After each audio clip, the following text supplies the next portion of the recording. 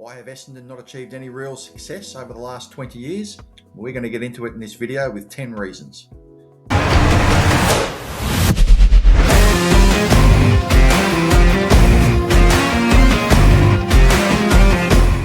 Before we get into the video, it's important to analyse where Essendon was making good decisions in the 20 years prior to that to make a comparison. It started pretty much in 1981, or 1980 actually, with the appointment of Kevin Sheedy. He started coaching in 1981. This was a good move. Essendon could have hired Alan Jeans at the time, who was a pretty good coach, but I think the decision to hire Kevin Sheedy was a very, very good move, not just because he ended up being a very good coach, but because he understood Essendon. He was an Essendon supporter as a child, and he had a particular desire not just to pursue a coaching career, which is what a lot of coaches do. They'll just take the next coaching job that's available. Kevin Sheedy didn't want to just take the next coaching job that was available. He had a particular desire to see Essendon rise to what they could have been. Essendon at the time was regarded as a bit of a sleeping giant, a bit like they are now, and they hadn't won a final since 1968. And I think he understood Essendon's culture. He was a supporter as a kid, and he wanted not just to see Essendon rise up the ranks for the sake of his career, his coaching career. He wanted to do it as an Essendon supporter. He wanted Essendon to be up there because it's something that he really, really wanted. So I think this was a very, very good coaching appointment, as were the decisions that Essendon made to not sack him in 1987, 1997. These were decisions that would have been, I think, mistakes. And Essendon generally, either through luck or serendipity, ended up generally making good decisions. They hired Kevin Sheedy, then they didn't sack Kevin Sheedy in those years that I mentioned. And they also generally recruited well. We had good teams in that period. Most years, we weren't necessarily a dynasty or anything, but generally most years we were very competitive in the finals.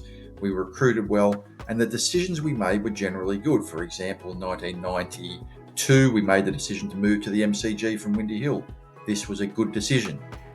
It helped grow the club. We won a premiership 1 year later in 1993. We started to grow the club even beyond the size that it had already been. It was already a big club anyway, but our membership, our crowds started to reach record levels through the mid-1990s. So up until about 1998, 1999, pretty much every decision that Essendon made in that 20-year period was a good decision.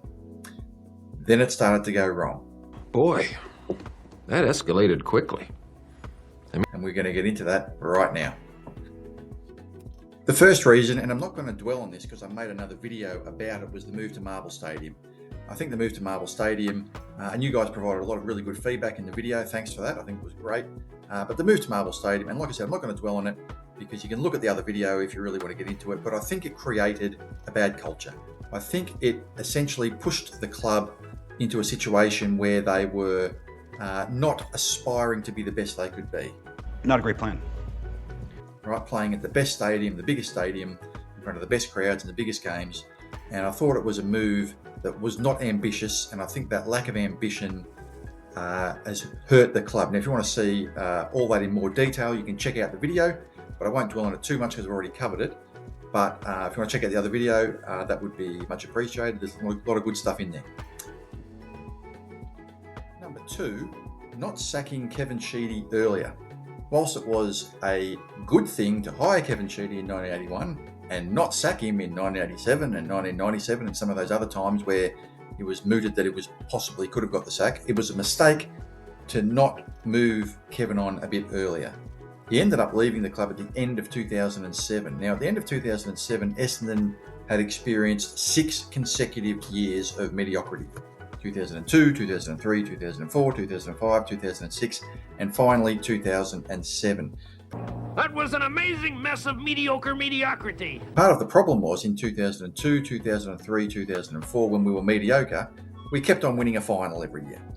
And because we kept on winning a final every year, it kind of gave us the illusion that we were still contending. It kind of gave us the illusion that we were doing okay. But the reality was we weren't going anywhere. Right? And I think Kevin had probably lost his focus at this time. He was focusing more on off-field stuff. And I think around 2003, 2004, probably would have been a more opportune time to move Kevin on in retrospect. Number 3, bad recruits. In the early 2000s, or between that period between sort of 2000, 2007, 2008-ish, we picked up players such as Scott Camporeale, Matthew Allen, Mark Alvey from the Western Bulldogs, Mel Michael, Ty Zantuck, Justin Murphy, these sort of players, all very good players at their original clubs and very big names. But they were at the end of their careers and there was no real reason to recruit these players. They were never going to play in the next Essendon Premiership team, and all they were doing was taking a list position off a younger player who could have developed into a good player. Everyone was making bad decisions. Some of them played some okay football while they were there, but there was never any doubt that recruiting those players would not produce a premiership. Why the hell did you do this? And I don't know why they did it, and I think that kind of recruiting then held Essendon back in the 4 or 5 years beyond that, and Essendon then struggled to maintain a competitive list for anything above the middle of the ladder. Number 4 was mismanaging the salary cap in the late 90s, early 2000s, which led to first Damien Hardwick leaving Essendon in 2001 as part of a series of trades to relieve pressure on the salary cap.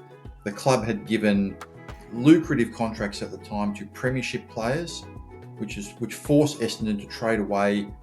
After Hardwick, they were forced to trade away Justin Blumfield, Chris Heffernan, and Blake Carousella. Now, when you look at Blumfield, Heffernan, Carousella and Hardwick, while they weren't the top 2 or 3 players at the club, they were probably in the top 10.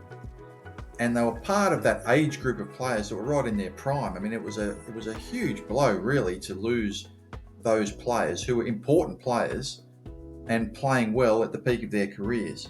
And mismanaging the salary cap was a key component of losing those players, and the club really from that point on never really recovered. We've been average ever since. Number 5, bad coaching appointments. If you look at the last 20 years of AFL Premiership coaches, every Premiership coach except Mick Malthouse was a first appointment. Nearly all of them were appointed from outside the club where they won a premiership at. John Longmire and Paul Roos were already at Sydney, but pretty much everybody else was a successful assistant coach somewhere else. And both Longmire and Roos were first-time appointments anyway, so they still fit the model of being a first appointment. So 20 of the last 21 premiership coaches have been first appointments. So the successful formula, at least over the last 2 decades, for being a premiership coach are first, be an experienced assistant coach from outside the club that you go to, where you eventually win your premiership. And secondly, be a first-time coach. So you get a coach from somewhere who hasn't coached before, so they're usually young and hungry, and they've got some fresh ideas. And generally that's the formula for success. And have a look. That's how you do it. Look at Essendon's coaching appointments since Sheedy. First, Matthew Knights. He was at Essendon as reserves coach. Yes, he was a first-time coach, but he didn't come from outside the club from being a successful assistant coach somewhere. He came from inside the club, so he doesn't fit the model. Second was Hurd. I'm going to get to Hurd in a second and make a separate category all about James. So I'll just pass over him. Bomber Thompson. He'd coached before, already at Geelong, so he was a second appointment at Essendon. He'd already coached at a club before. Doesn't fit the model. Remember, 20 of the last 21 premiership coaches were all at the original club they started with when they won their premiership. John Worsfold, same as Bomber Thompson, had already coached at a club before and was a second appointment. They tend not to be young and hungry when they're a second appointment. Ben Rutten, appointed from within Essendon as part of a succession plan. Yes, he was a first appointment, but he didn't come from outside the club being a successful assistant coach. He was appointed from within Essendon, from within a failed system. And the latest coach, Brad Scott, who had coached before and is a second appointment. I'm not knocking Brad Scott, by the way. I still think he's possibly the man for the job. I think he's a hard taskmaster, and I think he's hungry and wants success, and I hope he can do it. But you've got to call history for what it is. Over the last 2 decades, all the successful coaches, except Mick Malthouse, have been experienced assistant coaches first and are in their first appointment. They're not at their second or third senior job. Essendon has made bad coaching appointments which don't fit the successful formula for what a premiership coach has been over the last 2 decades. That's just the reality. Number 6, this is James Hird specifically. Now, I'm not necessarily a Hird fanboy. I don't hate the guy. He's a great Essendon person. He obviously loves the club. And I actually think he potentially could have been a very good coach one day had he gone through the proper channels. The problem with the Hird appointment was that he had 0 coaching experience. None. He was a former Essendon legend, and that was really why he got the job, let's face it. But really, there is no history of, at least modern history, of people who have 0 coaching experience coming in and achieving instant success. It just doesn't happen. Now, had he gone outside the club and had been an assistant coach somewhere and then came back to Essendon, I think that possibly would have been a good way to go about it. But that's not what happened. And part of the problem, I think, as well, is that Essendon hired Bomber Thompson as the assistant coach at the time. And I think the thinking behind that was that, well, you know, James isn't experienced, but Bomber Thompson is.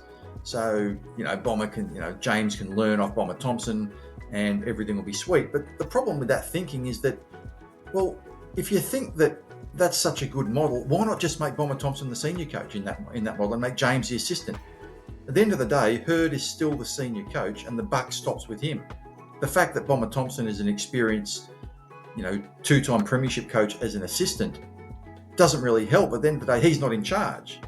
If you really like the idea of having an experienced 2-time premiership coach like Bomber Thompson at the club, then make him the senior coach and make James Hird the assistant and create a succession plan where James can one day take over the senior role. That would have been a better way to go about it. But they appointed Hird, who had 0 coaching experience, and look, it didn't work out. If you're wondering why I haven't talked about the drug saga, look, I don't really want to talk about the drug saga because frankly I'm bored with it, and what else can you talk about it that hasn't been said before? But also, I think with something like this, it almost deserves a video and a category all of its own. All right, it's not something that just can be one dot point. So I'm actually going to leave it out for that reason. Not that it's not relevant, of course, it's very, very relevant, and it's sort of related to the whole Hird coaching appointment, whether directly or indirectly. But I'm not going to talk about that here because it deserves a category all on its own. But the appointment of Hird, someone who had never coached before, someone who had coaching ability, someone who could communicate with the players, and the players did seem to like. But the whole process of appointing someone who had 0 coaching experience was a mistake. Number 7, a lack of focus on development of players. You can't always control who you draft to the club because you can't just get the best 20 players in your club. You've got to take your turn in the draft. But you can control how you develop players. And under the current regime, Essendon has upped their development coaches from 2.5 to 5.5. And I thought when I heard that, good. The problem is, why in the hell was it at 2.5 in the first place? Why? Essendon, over the last 20 years, has focused more on off-field things, signing the contract at Marvel Stadium, developing, getting their membership fees in every year, and there has been a very, very poor focus on developing players to reach their potential. You only have to look at a club like Geelong, who does not have high draft picks and has not had high draft picks for 20 years, and yet they continue to develop the players to reach their potential. If you go to Geelong, you're going to reach 100% of your potential. I look at someone like, perhaps Archie Perkins as an example of someone that if he was drafted by Geelong, would his career trajectory at the moment be in a much different place to what it is now? And pains us to say it, the answer is probably yes. Hopefully, this is an area that the club has rectified, but it was definitely a mistake and a lack of focus for the club at various times over the last 2 decades. Number 8, no acceptance of where the club was or is at. If you were to ask any Essendon supporter or any opposition supporter, are Essendon a contender or are they rebuilding? The answer is invariably, I don't know.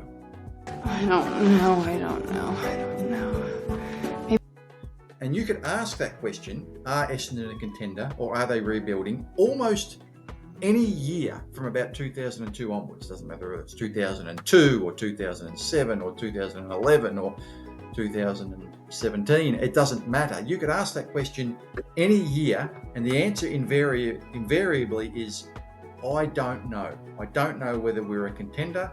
I don't know whether we're rebuilding. And if I don't know and other supporters don't know, then it's probably a pretty good idea that the club probably doesn't know either. And even now, I couldn't tell you whether we are rebuilding or whether we are a contender. Well, I don't think we're a contender. I think they aspire to be a contender, but it doesn't look like we're rebuilding. So this lack of focus on where the club is at has caused them to make relatively short-term decisions rather than make strategic long-term decisions. And that lack of strategic long-term focus, something that may be getting rectified now, but it has definitely been a problem over the last 2 decades. Number 9, not sticking up for our players more at the tribunal. This is a bit of a weird one, but it's been a bit of a bugbear of mine, that often the club will just meekly accept whatever the tribunal penalty is. Now, sometimes the player's guilty, sometimes they're not. I'm not crying foul of the tribunal. I think it's childish to do that. But if you think that you can get a player off the tribunal, or even if you don't think they can, at least stick up for the player. I've always got your back. It makes a statement that you think the player is innocent, even if you know that the system is probably against you. And I think sticking up for the player is good for the player. I think the player will remember that. If I was a player and the club stood up for me, even if the suspension is upheld and I still was suspended, I'd be thinking to myself, yeah, the club stood up for me. That's good. I respect that. Instead, they've taken, I guess, a more pragmatic approach where they just meekly accept the penalty because they think, well, there's no way the player will get off. Well, so what, right? So what? The cost is minimal. The player might get off, but even if they don't, it makes a statement, I think a strong cultural statement, that you're standing by the player and that you think they're innocent. And I think that in the last few years, I think it has been a mistake not sticking up for our players more at the tribunal, even if they were still going to be suspended anyway. Number 10. Yes, that guy. No! God, please, no! No! No! Now, I'm not going to blame one person totally. You can never blame one person totally. We like to blame one person totally, like the particular person in this image, because it's easy to blame one person when he's the only person that's been there for the entire 20 years. I look at this particular situation with Dodoro and say, well, if someone had been there that long, even if it's not all his fault, and it's never one person's fault, why wouldn't you at least move them on just to get a fresh set of eyes? I mean, God, this is why they have term limits for American presidents. It's why a lot of people advocate that CEOs shouldn't spend more than 6 or 7 years in the top job to get a fresh set of eyes and ideas into the system.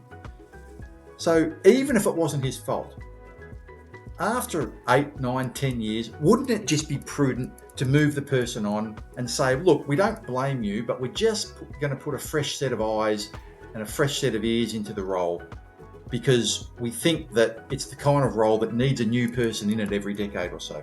Even for that reason alone, it would have been a better reason to do it. I mean, like I said, that's why they have term limits, right, in politics, right, to get a fresh set of ideas in there. So do I blame him on his own? Of course, you can never blame one person on their own. But, you know, either he should have stepped aside or the club should have said maybe 10 years ago, look, we're just going to put another person in there because we think you've been here long enough and we just want a fresh set of eyes on it. All right, so they're my 10 reasons. If you enjoy this channel and you enjoy the content I'm putting out, please consider subscribing. It's obviously the lifeblood of any YouTube channel, and it will be much appreciated if you could click subscribe. I'm going to be putting hopefully quite a bit of content out over the course of the season. I hope you enjoyed this video and make sure you all have a great day.